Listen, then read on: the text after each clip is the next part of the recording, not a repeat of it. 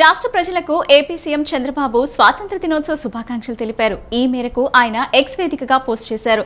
మహోజ్వల చరిత్ర గల మన దేశ సమగ్రతను కాపాడటం అందరి కర్తవ్యమన్నారు. ప్రధాని నరేంద్ర మోడీ పిలుపు మేరకు వరుసగా 3వ సంవత్సరం హర్ ఘర్ తిరంగా కార్యక్రమాన్ని నిర్వహించుకుంటున్నట్లు చెప్పారు. ఇంటింటా జాతీయ జెండా అనే ఈ కార్యక్రమం విస్తృత కార్యక్రమంగా మారటం ఆనందకర విషయమని తెలిపారు. ముఖ్యమంత్రి చంద్రబాబు రాష్ట్ర ప్రజలకు స్వాతంత్ర దినోత్సవ శుభాకాంక్షలు తెలిపారు. ప్రధాని నరేంద్ర మోదీ పిలుపు మేరకు వరుసగా 3వ సంవత్సరం హర్ ఘర్ తిరంగా కార్యక్రమాన్ని నిర్వహించుకుంటున్నట్లు చెప్పారు. ఇంటింటా జాతీయ జెండా అనే కార్యక్రమం విస్తృత కార్యక్రమంగా మారడం ఆనందకర విషయమని తెలిపారు. తెలుగువారైన పింగళి వెంకయ్య రూపొందించిన మువ్వన్నెల జెండా ప్రతి ఇంటిపై రెపరెపలాడడం మనకు మరింత ప్రత్యేకం, గర్వకారణమని కొనియాడారు. ప్రతి ఇల్లు, కార్యాలయంపై త్రివర్ణ పతాకాన్ని ఎగురవేయాలని కోరారు.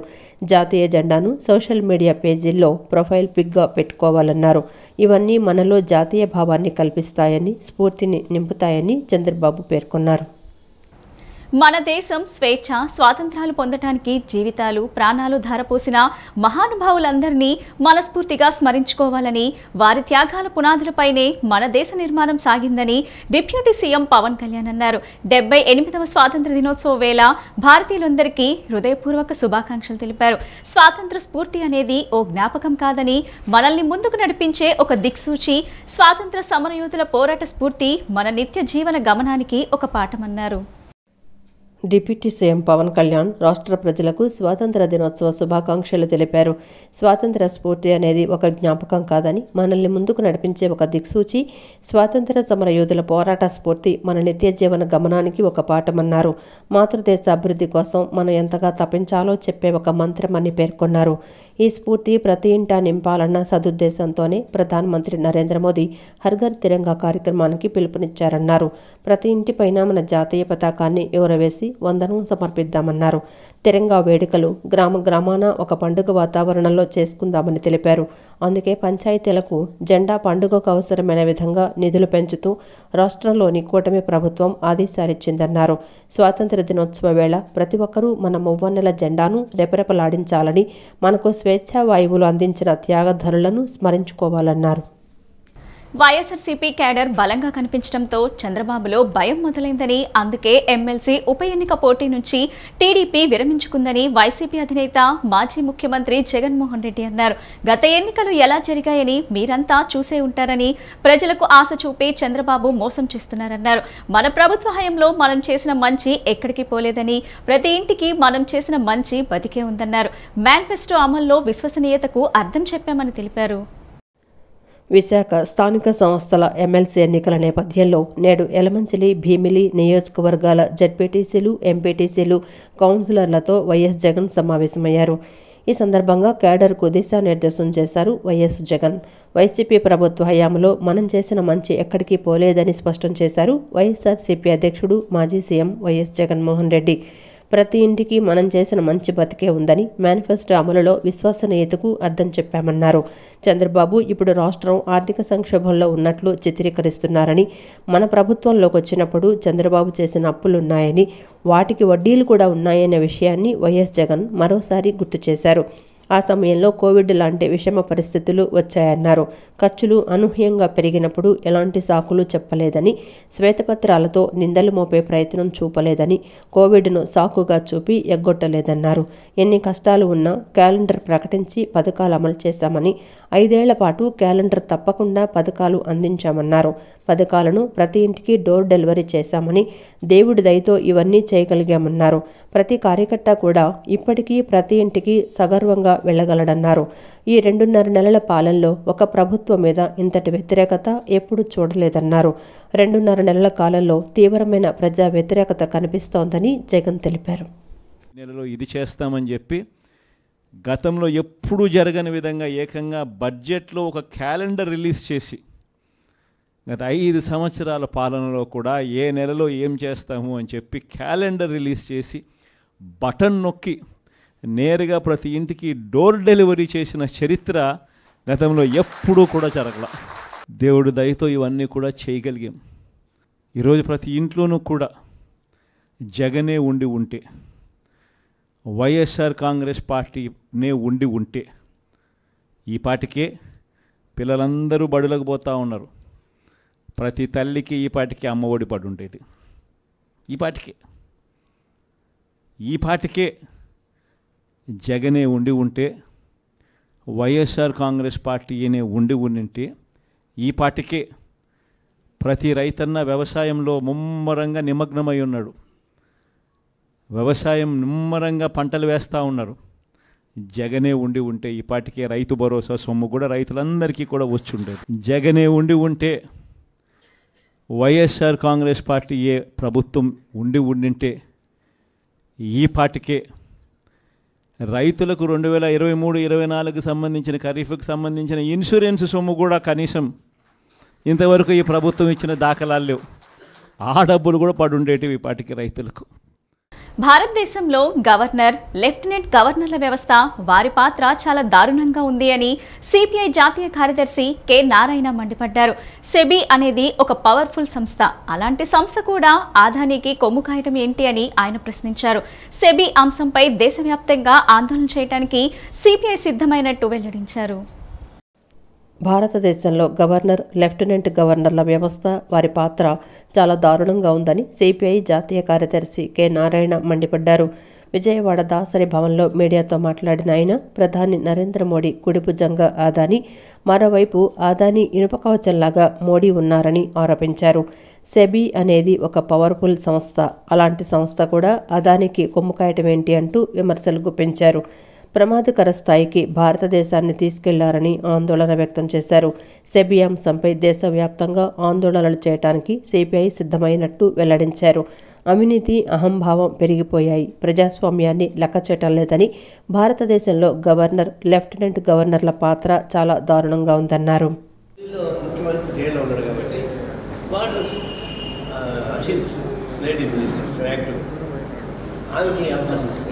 లెఫ్టినెంట్ గవర్నర్ అటు కుదరదు అని ఇంకోటి పంపిస్తారు.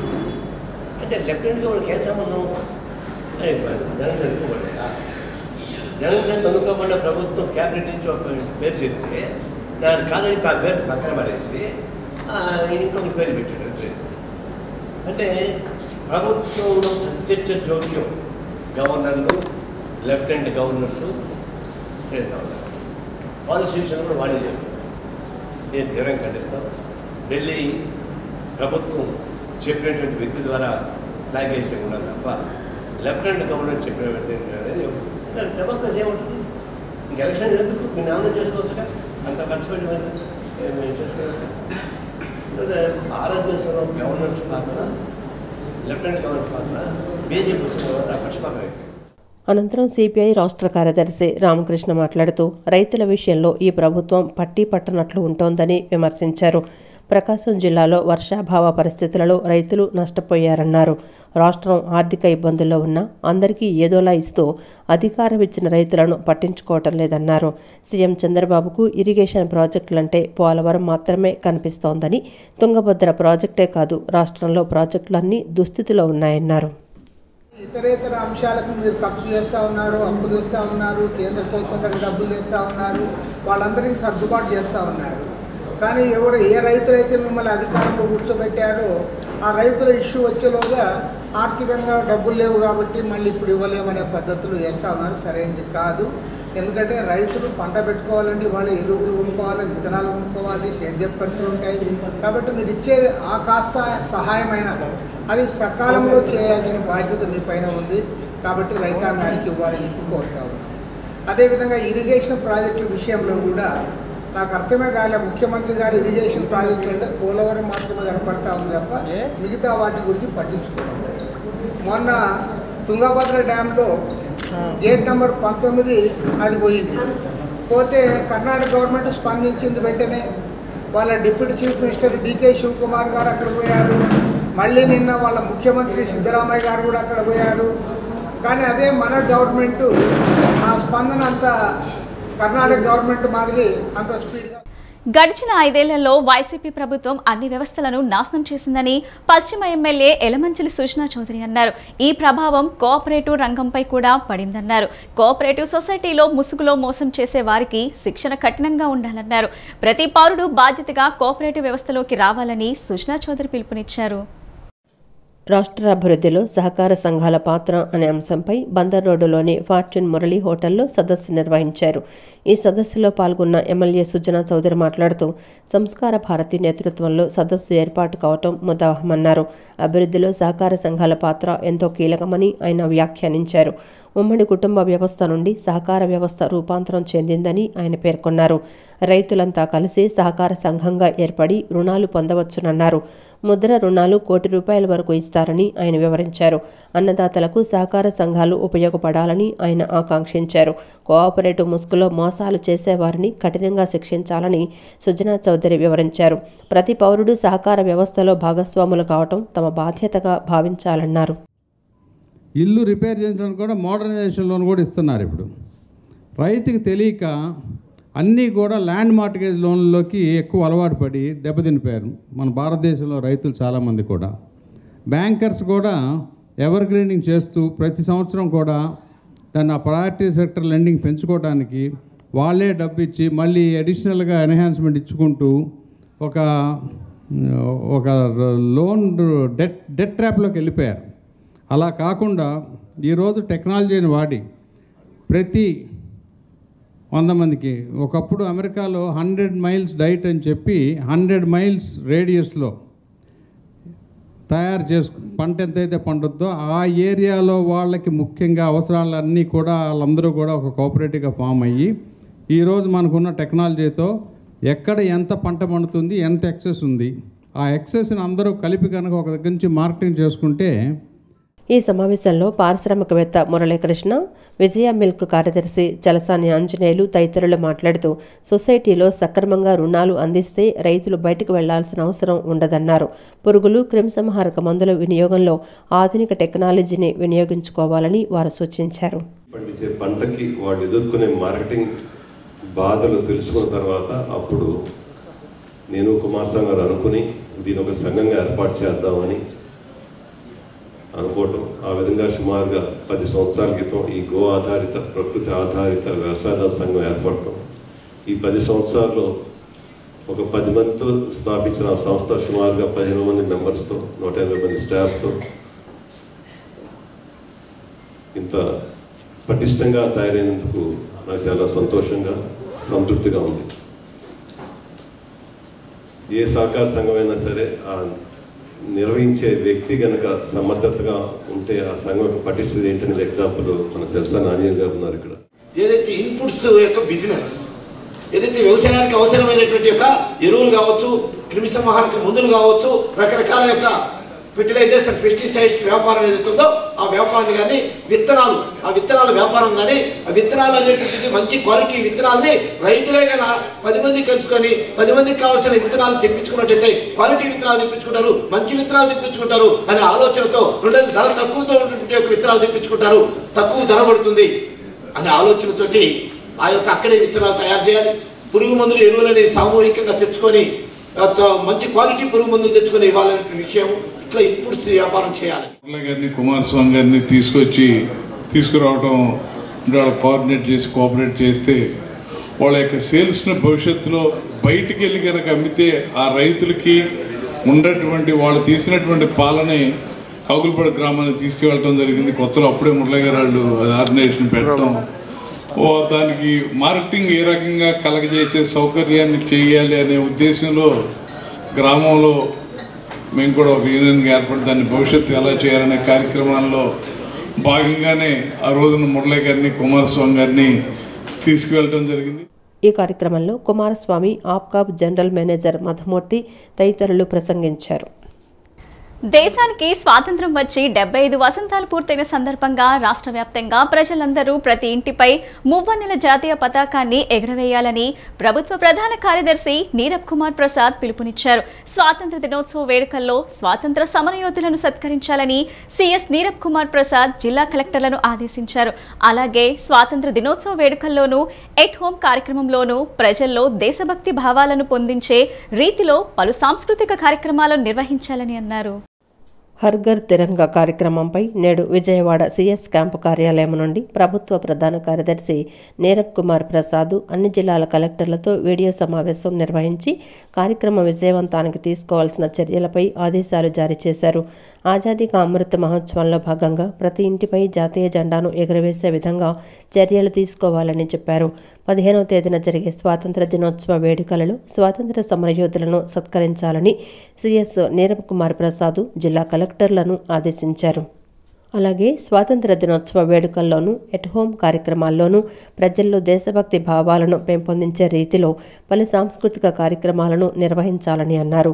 అదేవిధంగా జాతీయ జెండాతో ఉన్న సెల్ఫీ ఫోటోలను, వీడియోలను గ్రామ వార్డు సచివాలయాల సిబ్బంది ద్వారా హర్ఘర్ తిరంగా.comలో అప్లోడ్ చేయాలని చెప్పారు. అనంతరం హర్ఘర్ తిరంగా కాన్వాస్పై ప్రభుత్వ ప్రధాన కార్యదర్శి నీరబ్ కుమార్ ప్రసాద్ సంతకం చేశారు. బందరు ప్రజల దశాబ్దాల కోరిక అయినటువంటి మచిలీపట్నం రేపల్లి మధ్య 45 కిలోమీటర్ల రైల్వే లైన్ను పూర్తి చేయాలని రైల్వే శాఖ మంత్రి అశ్విన్ వైష్ణవ్ను రాష్ట్ర గనులు, భూగర్భ వనరులు, ఎక్సైజ్ శాఖ మంత్రి కొల్లు రవీంద్ర విన్నవించారు. ఈ మార్గం పూర్తయితే చెన్నై, కోల్కతా మార్గంలో చాలా వరకు ట్రాఫిక్ రద్దీ తగ్గుతుందని, దూరం కూడా 100 కిలోమీటర్లకు పైగా తగ్గుతుందన్నారు. ప్రత్యేకంగా సరుకు రవాణా రైళ్లను విజయవాడ వైపు కాకుండా మచిలీపట్నం వైపుగా మళ్లించడం ద్వారా విజయవాడ రైల్వే స్టేషన్ రద్దీ కూడా తగ్గించుకునే అవకాశం ఉంటుందన్నారు. పశ్చిమ గోదావరి, కృష్ణా, గుంటూరు, ఒంగోలు జిల్లాల పరిధిలోని ప్రజలకు ప్రయాణం సులువుగా మారుతుందన్నారు. ఢిల్లీ పర్యటనలో భాగంగా మంత్రి కొల్లు రవీంద్ర కేంద్ర మంత్రిని కలిసి మచిలీపట్నం రేపల్లె రైల్వే లైన్ ఏర్పాటు గురించి వినతిపత్రం అందించారు. గత ప్రభుత్వం రాష్ట్ర అభివృద్ధిని గాలికొదిలేసిందని, ప్రస్తుతం ముఖ్యమంత్రి నారా చంద్రబాబు నాయుడు మౌలిక సదుపాయాల కల్పనకు ప్రత్యేక ప్రాధాన్యం ఇస్తున్నారన్నారు. అందులోనూ దశాబ్దాల ఈ ప్రాంత వాసుల కోరికైన రైల్వే లైన్ కోసం అధిక శ్రద్ధ పెట్టారని, మచిలీపట్నం దశాబ్దాల క్రితమే అంతర్జాతీయ వాణిజ్య వ్యాపార రంగాల్లో కీలకంగా వ్యవహరించిందన్నారు. ఈ మార్గం పూర్తయితే చెన్నై, కలకత్తా మార్గంలో చాలా వరకు ట్రాఫిక్ రద్దీ తగ్గుతుందని, దూరం కూడా 100 కిలోమీటర్లకు పైగా తగ్గుతుందన్నారు. ప్రత్యేకంగా సరుకు రవాణా రైళ్లను విజయవాడ వైపు కాకుండా మచిలీపట్నం వైపుగా మళ్లించడం ద్వారా విజయవాడ రైల్వే స్టేషన్ రద్దీ కూడా తగ్గించుకునే అవకాశం ఉంటుందన్నారు. ఈ ప్రాజెక్టు పూర్తయితే పశ్చిమ గోదావరి, కృష్ణా, గుంటూరు, ఒంగోలు జిల్లాల పరిధిలోని ప్రజలకు ప్రయాణం సులువుగా మారుతుందని తెలిపారు. మచిలీపట్నంలో పోర్టు నిర్మాణ పనుల్ని రాష్ట్ర ప్రభుత్వం ప్రతిష్టాత్మకంగా తీసుకుందని చెప్పారు. ఈ రైలు మార్గం అందుబాటులోకి వస్తే ఎగుమతుల ద్వారా ఆదాయం కూడా ఆశించిన మేర లభిస్తుందని అన్నారు.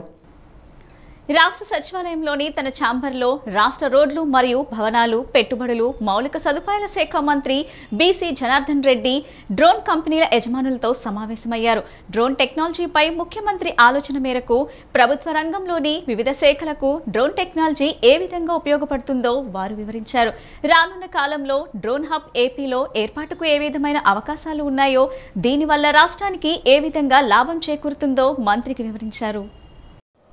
రాష్ట్ర సచివాలయంలోని తన ఛాంబర్లో రాష్ట్ర రోడ్లు మరియు భవనాలు, పెట్టుబడులు, మౌలిక సదుపాయాల శాఖ మంత్రి బీసీ జనార్దన్ రెడ్డి డ్రోన్ కంపెనీల యజమానులతో సమావేశమయ్యారు. ప్రభుత్వ రంగంలోని రోడ్లు మరియు భవనాల శాఖ మరియు పారిశుద్ధ్య నిర్వహణ తదితర విషయాల్లో డ్రోన్ టెక్నాలజీ వల్ల ఉన్న ఉపయోగాలను డ్రోన్ కంపెనీల యజమానులు వివరించారు. హైదరాబాద్కు చెందిన Wings and Props company managing director Manoj మరియు సెడాక్ కంపెనీ సీఈఓ ప్రవీణ్ కుమార్ మంత్రి జనార్దన్ రెడ్డికి డ్రోన్ టెక్నాలజీతో పనిని ఏ విధంగా సులభతరం చేయవచ్చో వివరించారు. డ్రోన్ టెక్నాలజీపై ముఖ్యమంత్రి ఆలోచన మేరకు ప్రభుత్వ రంగంలోని వివిధ శాఖలకు డ్రోన్ టెక్నాలజీ ఏ విధంగా ఉపయోగపడుతుందో వివరించారు. ఈ డ్రోన్ టెక్నాలజీతో వ్యవసాయం, రోడ్లు మరియు భవనాలు, irrigation, urban area development, defence, risk management, mining, సర్వేలు మరియు మ్యాపింగ్, సీడ్ బాల్స్ ప్లాంటేషన్ వంటి వివిధ రకాల పనులను సులభతరం చేసుకొని మెరుగైన ఫలితాలు సాధించవచ్చని మంత్రికి వివరించారు. ఇప్పటి వరకు ఏ రంగాల్లో తమ టెక్నాలజీని వినియోగించి మంచి ఫలితాలు సాధించారో మంత్రికి క్షుణ్ణంగా తెలిపారు. రానున్న కాలంలో డ్రోన్ హబ్ ఏపీలో ఏర్పాటుకు ఏ విధమైన అవకాశాలు ఉన్నాయో, దీనివల్ల రాష్ట్రానికి ఏ విధంగా లాభం చేకూరుతుందో మంత్రికి వివరించారు. ఈ విషయాలన్నింటినీ ముఖ్యమంత్రి నారా చంద్రబాబు నాయుడు సంబంధిత ఉన్నతాధికారులతో చర్చించి భవిష్యత్తులో ముందుకెళ్లే విషయంపై చర్చిస్తామని మంత్రి వారికి తెలిపారు. ఎందరో మహానుభావులు స్వాతంత్ర సమరయోధుల త్యాగాల స్ఫూర్తితో దేశ సమైక్యత సమగ్రతలను కాపాడవలసిన బాధ్యత యువతపై ఉందని ఎన్టీఆర్ జిల్లా కలెక్టర్ డాక్టర్ జి సృజన తెలిపారు. ప్రతి ఇంటిపైన జెండాను ఎగరవేసి దేశభక్తిని చాటడంతో పాటు జాతీయ జెండా ప్రతిష్టను మరింత ఇనుమడింపచేద్దామని అన్నారు. సుదీర్ఘ పోరాటాల వలన సాధించుకున్న స్వరాజ్యాన్ని సురాజ్యంగా మార్చుకోవటంలో ప్రతి ఒక్కరూ చైతన్యం కావాలన్నారు.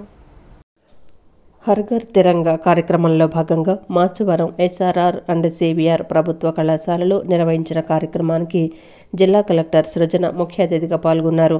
జిల్లా కలెక్టర్ సృజన జాతీయ జెండాను చేతబూని విద్యార్థులతో కలిసి హర్ఘర్ తిరంగా ర్యాలీలో పాల్గొన్నారు. ప్రజా గాయకుడు పిచ్చయ్య ఆలపించిన దేశభక్తి గేయాలు విద్యార్థులను ఆకట్టుకుని ఆలోచింపచేశాయి. ఈ సందర్భంగా కలెక్టర్ మాట్లాడుతూ ఎందరో మహానుభావుల త్యాగఫలం నేటి మన స్వేచ్ఛకు మూలధనమని అన్నారు. అమరవీరుల త్యాగాలతో సిద్ధించిన స్వాతంత్ర్యం ద్వారా ఈనాడు మనమందరం స్వేచ్ఛా జీవనాన్ని గడపగలుగుతున్నామన్నారు.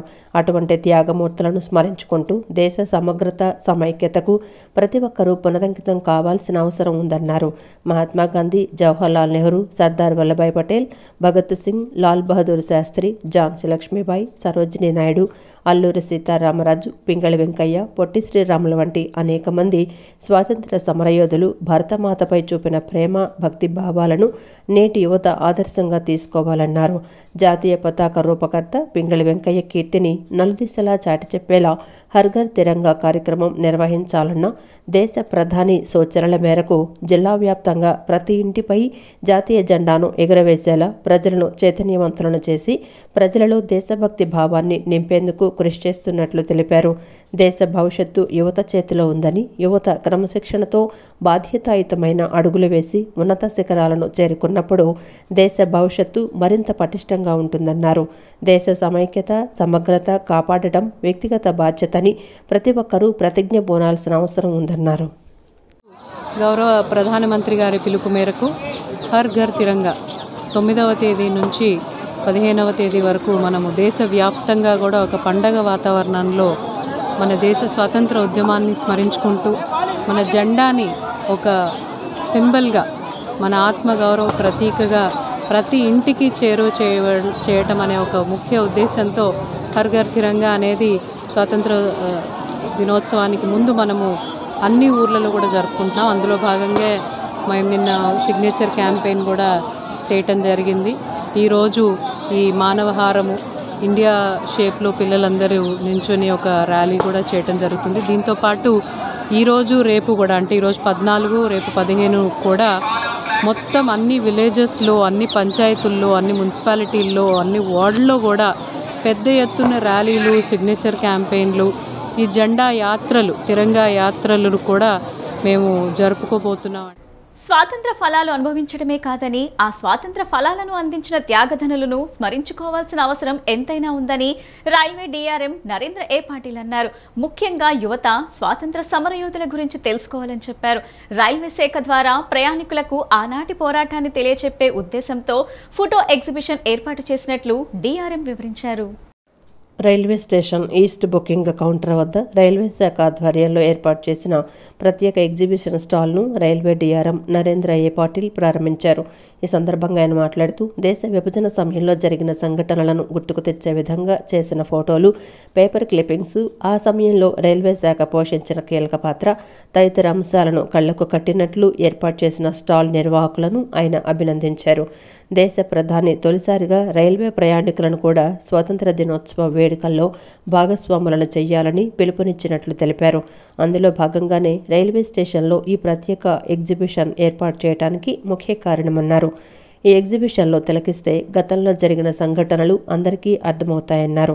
చరిత్ర తెలుసుకోవాల్సిన అవసరం అందరికీ ఉందన్నారు. ఈ సందర్భంగా రైల్వే స్కూల్ విద్యార్థులు ప్రదర్శించిన సాంస్కృతిక కార్యక్రమాలు అలరించాయి. రైల్వే స్కూల్ ఎన్సీసీ విద్యార్థుల నుండి రైల్వే డిఆర్ఎం గౌరవ వందనం స్వీకరించారు.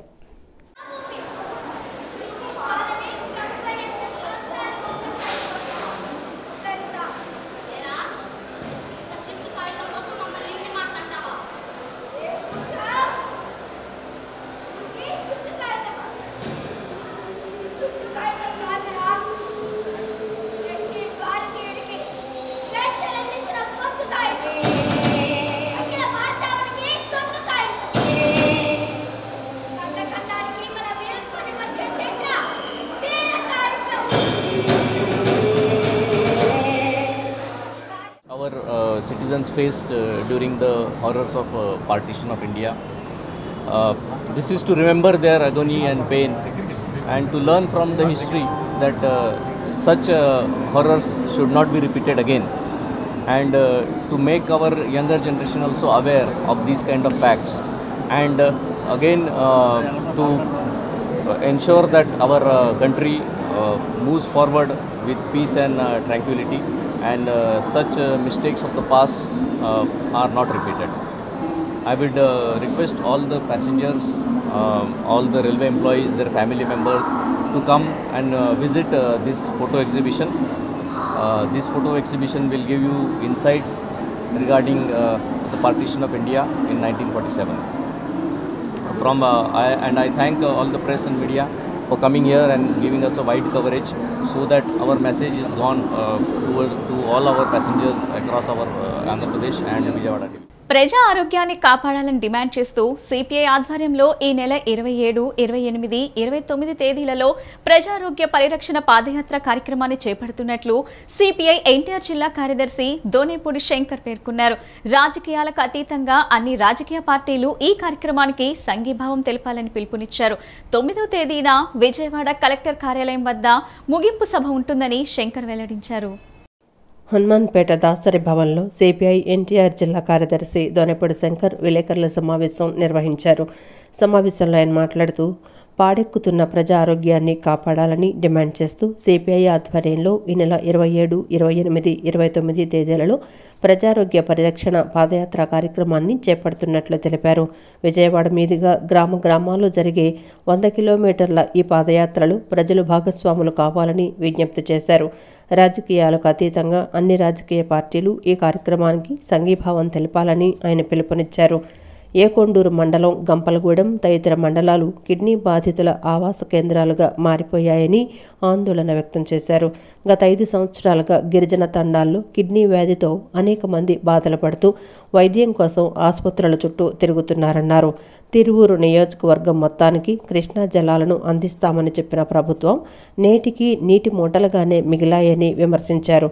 50 కోట్లతో కృష్ణా జలాలను పైప్లైన్ ద్వారా మంచినీటి సరఫరా చేస్తామని చెప్పిన ప్రభుత్వం ఇంతవరకు ఆచరించలేదన్నారు. ఈ నెల 27వ తేదీన ఏకొండూరు డయాలసిస్ కేంద్రం వద్ద చేపట్టే ర్యాలీని సిపిఐ రాష్ట్ర కార్యదర్శి కె రామకృష్ణ ప్రారంభిస్తారని చెప్పారు. 9వ తేదీన విజయవాడ కలెక్టర్ కార్యాలయం వద్ద ముగింపు సభ ఉంటుందన్నారు. కృష్ణా జలాలు సరఫరా చేస్తామని చెప్తున్నారు. పక్కనే కృష్ణానది పెట్టుకొని ఎన్టీఆర్ జిల్లాలో కృష్ణానది నీరు సరఫరా కావటం లేదంటే చాలా ఆశ్చర్యకరం, బాధాకరమైనటువంటి విషయం. వందలాది మంది చనిపోతున్న కార్పొరేట్ ఆసుపత్రులు దోచుకు తింటున్నారు. డయాలసిస్ సెంటర్లో అధునాతనమైనటువంటి క్వాలిఫైడ్ పర్సన్స్ లేనటువంటి పరిస్థితి, అంబులెన్సులు లేవు, పోషకాహారం లేనటువంటి పరిస్థితుల్లో లంబాడి గిరిజన ప్రాంతాలు నివసించేటువంటి హరిజన, దళిత, గిరిజన, బీసీ వర్గాలు దారుణంగా బలైపోతున్నటువంటి పరిస్థితుల్లో అనేక సార్లు సిపిఐ గతంలో ఆందోళన చేసింది. ఈ సందర్భంగా ఇవాళ పాడెక్కుతున్న ప్రజారోగ్యాన్ని కాపాడాలని చెప్పి ప్రజారోగ్య పరిరక్షణ పాదయాత్రను 27, 28, 29వ తేదీలలో సిపిఐ శ్రీకారం చుట్టింది. 27వ తేదీన ఏకొండూరు డయాలసిస్ నుంచి సిపిఐ రాష్ట్ర కార్యదర్శి రామకృష్ణ గారు పాదయాత్రను ప్రారంభిస్తారు. కామ్రేడ్ డిఎస్ రామచంద్రరావు మృతి సిపిఐకి తీరని లోటు అని ఆ పార్టీ జాతీయ కార్యదర్శి నారాయణ అన్నారు. సుదీర్ఘకాలం సిపిఐ తెలంగాణ రాష్ట్ర కార్యాలయ కార్యదర్శిగా, కోశాధికారిగా విశిష్ట సేవలు అందించారని అన్నారు. హనుమాన్పేట దాసరి భవన్లో డిఎస్ రామచంద్రరావు చిత్రపటానికి పూలమాలలు వేసి నివాళులర్పించారు. ఆదర్శవంతమైన కమ్యూనిస్టు నాయకుడిగా పార్టీ కోసం నిబద్ధతతో పనిచేశారని అన్నారు. నీలం రాజశేఖర్ రెడ్డి డిఎస్ రామచంద్రరావుకు పార్టీ బాధ్యతలు అప్పగించారని గుర్తు చేసుకున్నారు. ఆయన దస్తూరి ముత్యాల్లాగా ఉండేవని చెప్పారు. నాయకుల కన్నా ముందుగా కార్యాలయానికి వచ్చి పార్టీ పట్ల తనకున్న అంకిత భావం చాటేవారని అన్నారు. ఆయన టైం ప్రకారం నాయకుల కన్నా ముందరే వస్తాడు, అన్ని పేపర్లు చదువుతాడు, ఆ పేపర్లు ఇంపార్టెంట్ అండర్లైన్ చేస్తాడు, సెక్రటరీ ముందర పెడతాడు. సెక్రటరీ లేట్గా వచ్చినా కూడా అది చూసుకుంటాడు. అంటే బయట నుంచి ఎవరు వచ్చినా, పార్టీ వాళ్ళు కానీ బయట వాళ్ళు కానీ ఎవరు వచ్చినా కూడా వాళ్ళని బాగా చూసుకునేవాడు. ఆయన్ని ఒకసారి చూసిన తర్వాత అడిగేవాడు. రఘునాథ్ రెడ్డి లాంటి వాళ్ళు మేము ఎప్పుడు కనిపించినా కూడా రామచంద్ర రెడ్డి అడిగేవాడు. ఇంద్రజిత్ గుప్తా లాంటి వాడు. అంటే ఆయన ఒకసారి చూసి మాట్లాడితే మర్చిపోరు. తర్వాత రాజకీయపరమైన విజ్ఞానం ఉంది, తర్వాత అకౌంట్స్ చాలా పర్ఫెక్ట్గా రాయగలడు, వచ్చిన వాళ్ళతో పాలిటిక్స్ మాట్లాడగలడు.